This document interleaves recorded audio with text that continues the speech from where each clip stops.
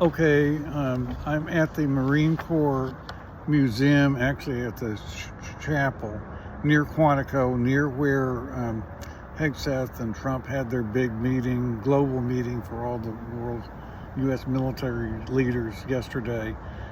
Just want to go over a few things. Yeah, Trump is trying to name the Defense Department the War Department, which kind of sends a message to the American people that the world is more troubled now, particularly Russia, maybe North Vietnam, more dangerous than what used to be more dangerous in the past, radical Islam in the past. That right now we could have hardship coming.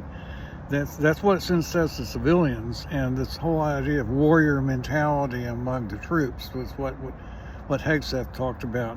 They did not mention the repeal of Don't Ask, Don't Tell from 2011. They didn't say anything about that. They did mention LGBT. They mentioned the transgender ban.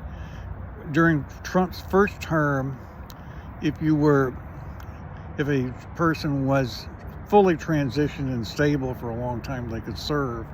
And that worked out pretty well, because that's how it wound up being. But right now, that seems to be a complete ban on trans. But it does not seem to affect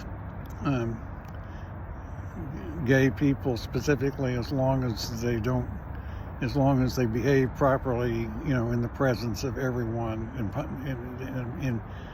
in where they can be viewed, essentially, as long as the UCMJ, by the way, Article 25 is no longer in force. That I looked that up on ChatGPT yesterday,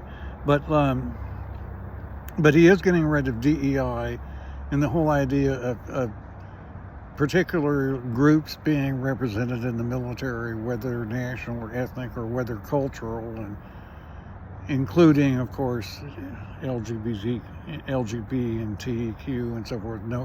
No more DEI and concern about representation of groups.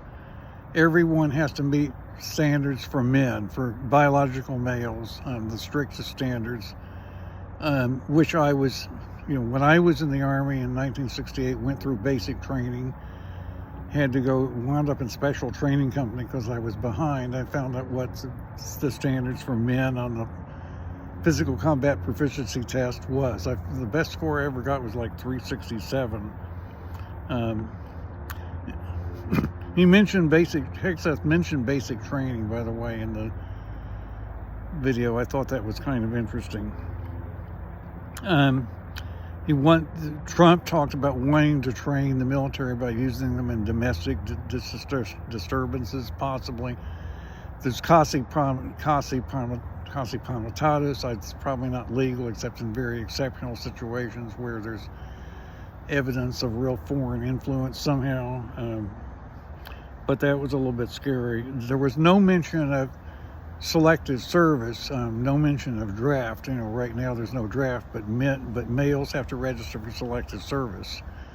And it's biological males. It has nothing to do with gender identity. It's only biological males. And the implication of it, if we ever had a draft again, is that males would be judged by their suitability to defend other people if they were ever called upon to do so, which was kind of the mentality I grew up with in the 50s and 60s. So that kind of mentality, which progressives want to avoid today, would be undermined. So he didn't mention that. He did mention the possibility of even changing the rules of hazing, and when E6s, he talked about E6s, which are staff sergeants, or O3s, which are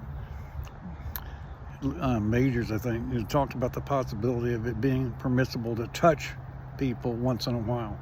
So that was what he talked about yesterday. So I made this visit today near Quantico. You actually can't get on base, or you can't even, drove behind the base in the village a little bit. Everything is private.